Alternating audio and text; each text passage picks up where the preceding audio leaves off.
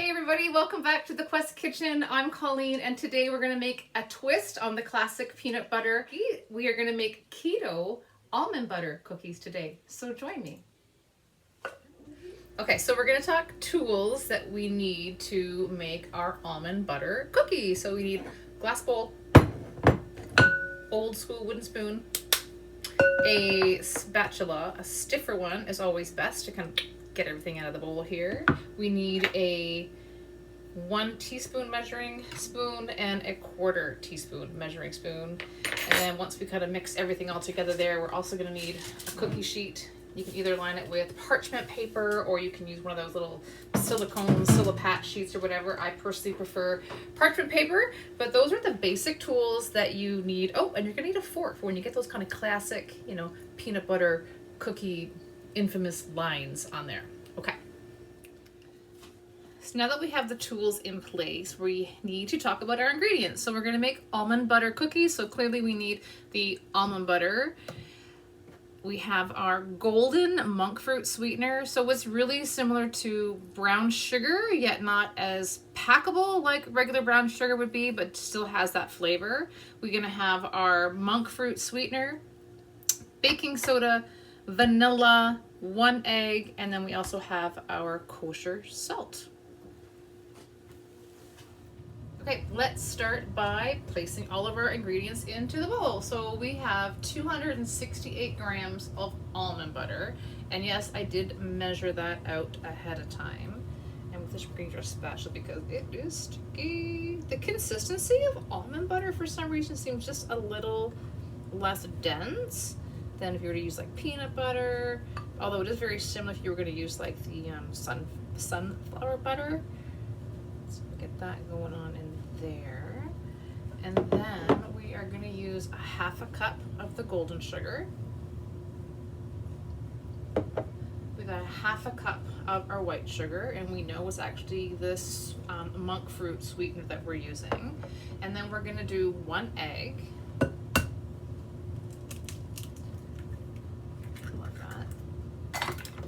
Baking soda is going to be 1 teaspoon. Whoever invented this edge, amazing. I love that. So 1 teaspoon of that. Then we're going to do Mexican vanilla, and that is also going to be 1 teaspoon. It's always best to kind of maybe actually do it over the bowl just in case we spill it a little bit here. It's not even coming out. There we go.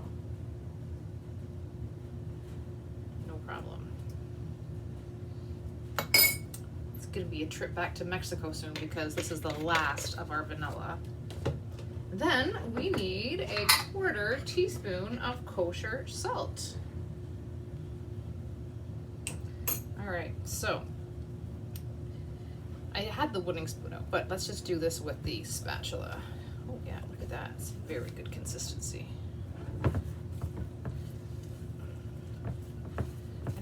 Also with this kind of recipe and using the almond butter, which has not, I guess before as a dense, kind of consistency, I might actually refrigerate this just for a couple of minutes just to kind of see if we can get it in more of a scoopable kind of fashion, But we're just trying to mix the egg in here thoroughly.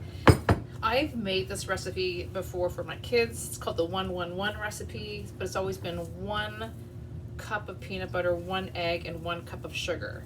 But because we're kind of doing no sugar, also doing a little less flour and being gluten-free and as low carb as possible. Actually, this is coming together quite nice. You can see that. I don't think I'm gonna have to refrigerate that at all. I'm actually quite happy with that. A little bit more mixing. So much for the wooden spoon. But that's okay. This is going to be perfect. All right, it is time to start making those famous peanut butter balls, almond butter balls.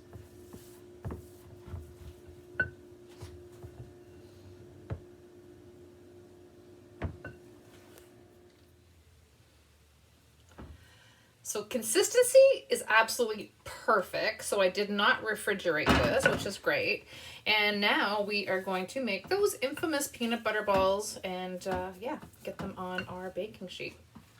I did set the oven at 350 and we are going to cook these at about, I think we're going to try 10 minutes to start with. A little bit of a ball, kind of cute, roll them around, like kind of making little meatballs too.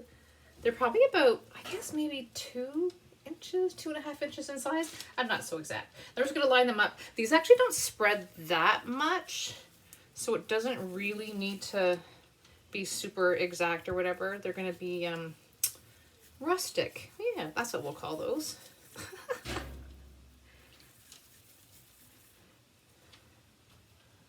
I'm actually kind of excited to try these. I might actually maybe throw some chocolate chips on top. Maybe. We'll see.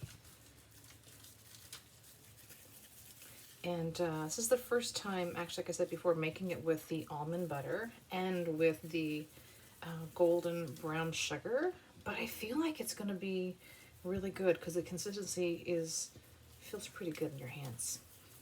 It's kind of like Play-Doh.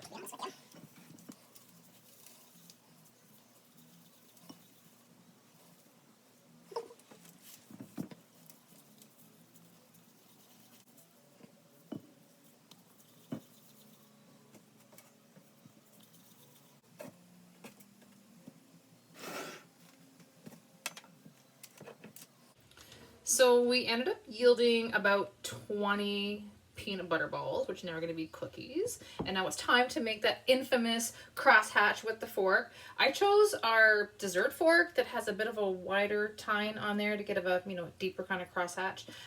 Best thing to do with these is to, when you get in there, don't kind of like squish it down. You kind of have to kind of press and swipe.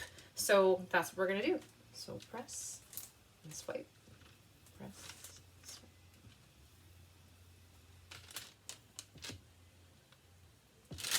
Our oven is ready, and yeah, let's go put them in and we'll set that timer for 10 minutes. Okay, that timer is up, so let's just check on, oops, I didn't do that very well. There we go. Let's check on these cookies. Oh my goodness. All right, so I just pulled them out of the oven and they are, I don't know, I'm gonna do another, maybe, I'm gonna try 2 minutes and just kind of see what they end up with here. Let's try that again. So 2 more minutes, let's try. That was a very quick 2 minutes. So let's just see where we're at here.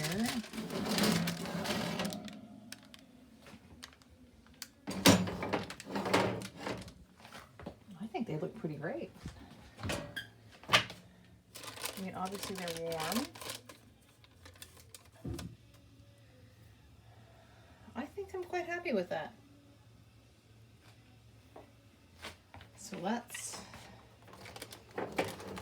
take these cookies, I'm one-handing it right here, and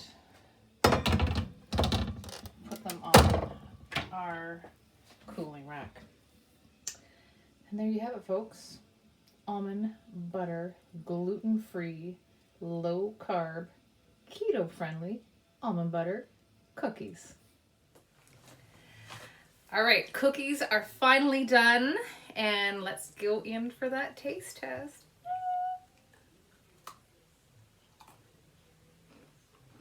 They're pretty good. Actually, they're really good. Probably a little bit more crunchy than a regular peanut butter cookie would be. Maybe go 11 minutes, not 12. I like this. I think you will too. You know, we don't have a cookie jar. We need a cookie jar. I'll be on the lookout for one. Thanks guys for watching. I'm still eating my cookie. Oh yeah, and subscribe please. And like it. Share it with your friends. Hit the bell because we have lots more things coming up. I mean, we just threw this little cooking episode in, but we're working on some other of our outdoor adventure videos. So stay tuned. Cheers.